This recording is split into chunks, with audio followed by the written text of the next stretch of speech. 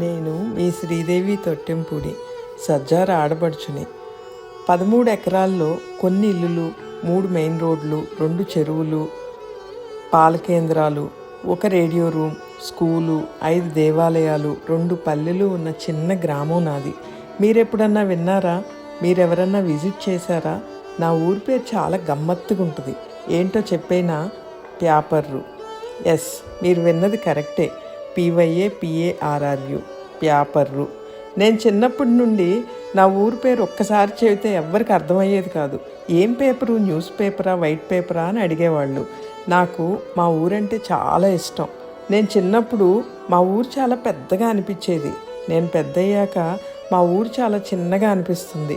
అలా మీకు ఎవరికన్నా అనిపించిందా? క్రేజీ కదా. ఆఫ్టర్ 6 years గురు పౌర్ణమి రోజు ఊరెళ్ళాను. ముందు 4 రోజుల నుంచి భారీ వర్షాల కారణంగా ఊరంతా బురదగా ఉంది.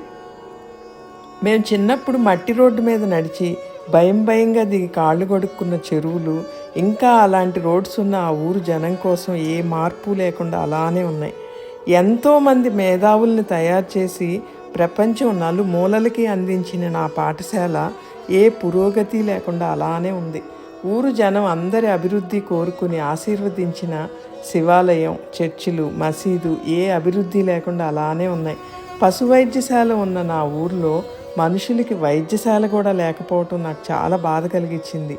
ఆఫ్టర్ 6 years ఎంతో ఉత్సాహంగా వెళ్ళిన నేను చాలా బాధగా తిరిగి వచ్చాను. మన ఊరు మన బాధ్యత కాదా?